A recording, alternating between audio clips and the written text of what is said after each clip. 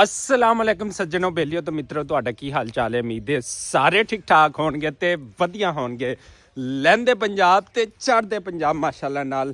ਤੇ ਸੱਜਣੋ ਬੇਲਿਓ ਮਿੱਤਰੋ ਅੱਜ ਅੱਗੇ ਵਧਣ ਤੋਂ ਪਹਿਲੇ ਸਾਡੇ ਇਸ ਚੈਨਲ ਪੰਜਾਬੀ ਬਬਲੂ ਵਲੌਗ ਨੂੰ ਲਾਈਕ ਸਬਸਕ੍ਰਾਈਬ ਤੇ ਜਨਾਬੇ ਵਾਲਾ ਸ਼ੇਅਰ ਕਰ ਦਿਓ। ਤੁਹਾਡੇ ਨਾਲ ਗੱਲਾਂ ਬਾਤਾਂ ਕਰਨੀਆਂ ਕਿ 2024 ਦਾ ਜਿਹੜਾ ਐਂਡ ਆ ਆਖਰੀ ਦਿਨ ਆ 31 ਦਸੰਬਰ ਆ ਤੇ ਸਾਰੇ ਮੁਲਕਾਂ ਦੇ ਵਿੱਚ ਕੱਲ੍ਹ ਨੂੰ ਜਦੋਂ ਸੁਬਾਹ ਹੋਣੀ ਹੈ ਤੇ 2025 ਹਿੰਸਾ ਬਦਲ ਜਾਣਾ ਹੈ। ਲੋਕ ਉਹੀ ਰਹਿਣੇ ਨੇ, ਦੁਨੀਆ ਉਹੀ ਰਹਿਣੀ ਹੈ ਤੇ ਸਾਰਾ ਕੁਝ ਉਹੀ ਰਹਿਣਾ ਹੈ। ਲੇਕਿਨ ਅਸੀਂ ਚੇਂਜ ਕੀ ਕਰਨਾ ਹੈ, ਚੇਂਜ ਕੀ ਲੈ ਕੇ ਆਉਣਾ ਹੈਗਾ ਉਹ ਗੱਲਾਂ ਬਾਤਾਂ ਕਰਦੇ ਹਾਂ। 2024 ਕੋਈ ਮੇਰੇ ਖਿਆਲ ਦੇ ਵਿੱਚ ਕੋਈ ਐਡਾ ਅੱਛਾ ਸਾਲ ਨਹੀਂ ਲੰਘਿਆ। ਉਹ ਆਲ ਓਵਰ ਦਾ ਵਰਲਡ ਜਿੱਥੇ ਮੁਆਸ਼ੀ ਕ੍ਰਾਈਸਿਸ ਵੀ ਹੈ, ਇਨਸਾਨਾਂ ਦੇ ਉੱਤੇ ਜ਼ੁਲਮ ਵੀ ਹੋਏ ਤੇ ਬਹੁਤ ਸਾਰੇ ਐਸੀਆਂ ਚੀਜ਼ਾਂ ਰੂਨਮਾ ਹੋਈਆਂ ਜਿਹਦੇ ਵਿੱਚ ਬਹੁਤ ਅੱਛੇ ਇਨਸਾਨ ਜਿਹੜੇ ਆ ਉਹ ਚਲੇ ਗਏ। ਪਿਛਲੇ ਦਿਨਾਂ 'ਚ ਤਕਰੀਬਨ ਇਸ ਲਾਸਟ ਵੀਕ ਦੇ ਵਿੱਚ 2024 ਦੇ ਵਿੱਚ 5 ਪਲੈਨ ਜਿਹੜੇ ਨੇ ਮੁਖਤਲਿਫ ਮਮਾਲਕ ਦੇ, ਆਜ਼ਰਬਾਈਜਾਨ ਦੇ ਮੁਖਤਲਿਫ ਮਮਾਲਕ ਦੇ ਜਿਹੜੇ ਐਰੋਪਲੇਨ ਉਹ ਕਰੈਸ਼ ਹੋ ਗਏ ਨੇ ਤੇ ਬਹੁਤ ਸਾਰੇ ਲੋਕਾਂ ਦੀ ਡੈਥ ਹੋਈ ਹੈ। ਜਿੱਦਾਂ ਬਾਹਰਲੇ ਮੁਲਕਾਂ ਦੇ ਵਿੱਚ ਬਹੁਤ ਸਾਰੇ ਇੰਟਰਨੈਸ਼ਨਲ ਮੁਲਕਾਂ ਦੇ ਵਿੱਚ ਜਿਹੜੇ ਮੁਲਕੀ ਹਾਲਾਤ ਉਹ ਸਹੀ ਨਹੀਂ ਰਹੇ, ਬੜੇ ਕ੍ਰਾਈਸਿਸ ਹੋਏ, ਬਹੁਤ ਸਾਰੇ ਲੋਕਾਂ ਦੀਆਂ ਡੈਥ ਹੋਈਆਂ।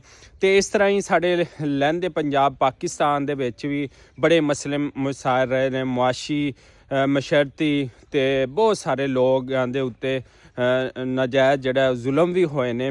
ਤੇ ਅਸੀਂ 2025 ਦੇ ਵਿੱਚ ਅਸੀਂ ਉਹਨੂੰ ਇਸ ਵਾਸਤੇ ਵੈਲਕਮ ਕਰਾਂਗੇ, ਇਸ ਵਾਸਤੇ ਅਸੀਂ ਜਿਹੜਾ ਨਾ ਵੈਲਕਮ ਕਰਾਂਗੇ ਸਿਰਫ ਇਸ ਵਾਸਤੇ ਕਿ ਆਉਣ ਵਾਲਾ ਜਿਹੜਾ ਸਾਲ ਆ ਉਹ ਸਾਡੇ ਵਾਸਤੇ ਅੱਛਾ ਰਵੇ, ਉਮਤ ਮੁਸਲਮਾਂ ਵਾਸਤੇ ਅੱਛਾ ਰਵੇ, ਉਮਤ ਮੁਸਲਮਾਂ ਵਾਸਤੇ ਦੀ ਸਰਬੁਲੰਦੀ ਵਾਸਤੇ ਅੱਛਾ ਰਵੇ।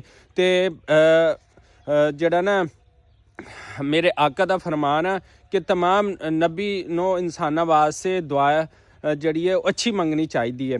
ਉਹ ਸਾਡੀ ਅਕਲੀਅਤ ਹੋਵੇ, ਉਹ ਅਕਸਰੀਅਤ ਹੋਵੇ, ਉਹ ਸਾਡੇ ਮੁਸਲਮਾਨ ਹੋਣ, ਉਹ ਨੌਨ ਮੁਸਲਿਮ ਹੋਣ, ਲੇਕਿਨ ਸਾਨੂੰ ਹਰ ਇੱਕ ਵਾਸਤੇ ਜਿਹੜੀ ਹੈ ਦੁਆ ਇਸ ਵਾਸਤੇ ਕਰਨੀ ਚਾਹੀਦੀ ਹੈ ਕਿ ਅੱਲਾਹ ਤਾਲਾ ਸਾਰਿਆਂ ਦੇ ਉੱਤੇ ਖੈਰ ਆਫੀਅਤ ਦਾ ਦਿਨ ਲੈ ਕੇ ਆਵੇ, ਸੁਬਾਹ ਲੈ ਕੇ ਆਵੇ, ਸ਼ਾਮ ਲੈ ਕੇ ਆਵੇ। ਹਰ ਬੰਦਾ ਦਿਨ ਦੁਗਣੀ ਤੇ ਰਾਤ ਜਿਹੜੀ ਚੁਗਣੀ ਤਰੱਕੀ ਕਰੇ।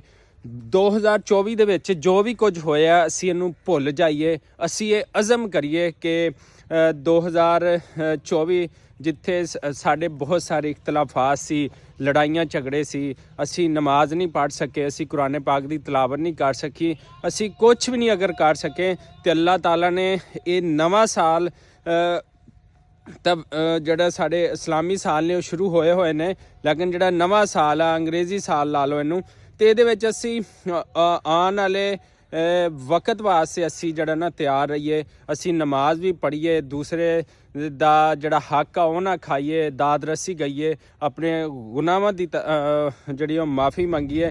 ਤੇ ਆਉਣ ਵਾਲਾ ਸਾਲ ਜਿਹੜਾ ਉਮਤ ਮੁਸਲਮਾਨ ਦੇ ਨਾਲ ਜਿਹੜਾ ਸਾਡਾ ਪਿਆਰਾ ਪਾਕਿਸਤਾਨ ਹੈ, ਸਾਡੇ ਚਾਰ ਸੂਬੇ ਨੇ, ਸਾਡੇ ਇੰਟਰਨੈਸ਼ਨਲ ਜਿੰਨੇ ਵੀ ਮੁਬਾਲਕ ਹੈ, ਜੇ ਉੱਥੇ ਤਰੱਕੀ ਹੁੰਦੀ ਹੈ ਤੇ ਇੱਥੇ ਵੀ ਤਰੱਕੀ ਹੁੰਦੀ ਹੈ। ਜੇ ਲਹਿੰਦੇ ਪੰਜਾਬ ਪਾਕਿਸਤਾਨ ਦੇ ਵਿੱਚ ਤਰੱਕੀ ਹੁੰਦੀ ਹੈ ਤੇ ਫਿਰ ਬਾਹਰਲੇ ਮਾਲਕਾਂ ਦੇ ਵਿੱਚ ਵੀ ਇੱਥੋਂ ਬਹੁਤ ਸਾਰੀਆਂ ਚੀਜ਼ਾਂ ਐਕਸਪੋਰਟ ਹੁੰਦੀਆਂ ਨੇ। ਅੱਲਾਹ ਤਾਲਾ ਹਰ ਕਿਸੇ ਨੂੰ ਜਿਹੜਾ ਨਾ ਦੁੱਖ ਪਰੇਸ਼ਾਨੀਆਂ ਤੋਂ ਬਚਾਵੇ ਤੇ ਅੱਲਾਹ ਤਾਲਾ ਹਰ ਦੇ ਵਾਲਦੈਨ ਨੂੰ ਸਿਹਤਮੰਦ ਤੇ ਤੰਦਰੁਸਤ ਰੱਖੇ। ਯਕੀਨ ਕਰੋ ਸਾਨੂੰ ਵੀ ਆਪਣੇ ਵਾਲਦੈਨ ਨਾਲ ਜਿਵੇਂ ਸਾਨੂੰ ਪਿਆਰ ਹੈ ਤੁਹਾਨੂੰ ਵੀ ਪਿਆਰ ਹੋਣਾ ਹੈ, ਤੁਹਾਨੂੰ ਵੀ ਆਪਣੇ ਭੈਣਾਂ ਭਰਾਵਾਂ ਨਾਲ ਪਿਆਰ ਹੋਣਾ ਹੈ।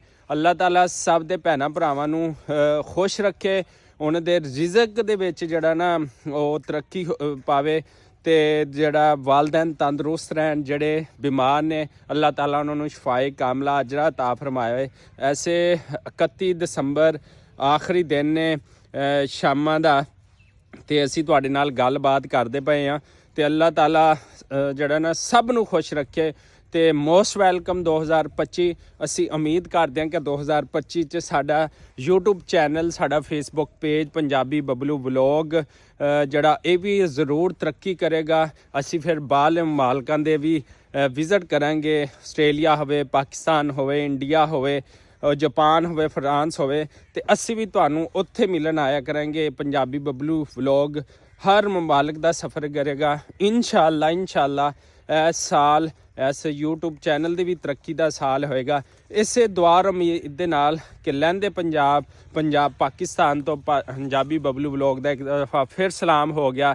ਸਾਡੇ ਜਿੰਨੇ ਵੀ ਸਰਦਾਰ ਸਿੱਖ ਭਰਾ ਲੋਕ ਵੇ ਉਹ ਇਨਸ਼ਾਅੱਲਾ 2025 ਦੇ ਵਿੱਚ ਵੀ ਜਿਹੜਾ ਆਣਗੇ ਨਨਕਾਣਾ ਸਾਹਿਬ, ਤੇ ਉੱਥੇ ਉਹਨਾਂ ਨੂੰ ਦਰਸ਼ਨ ਵੀ ਕਰਾਵਾਂਗੇ। ਤੇ ਲਹਿੰਦੇ ਪੰਜਾਬ ਦੇ ਵਿੱਚ ਤੋਂ ਪੰਜਾਬੀ ਬਬਲੂ ਵਲੋਗ ਦਾ ਸਲਾਮ ਤੇ ਦੁਆਵਾਂ ਯਾਦ ਰੱਖਣਾ। 2025 ਨੂੰ ਅਸੀਂ ਜਿਹੜਾ ਵੈਲਕਮ ਕਰ ਰਹੇ ਹਾਂ। ਪਾਕਿਸਤਾਨ ਜ਼ਿੰਦਾਬਾਦ।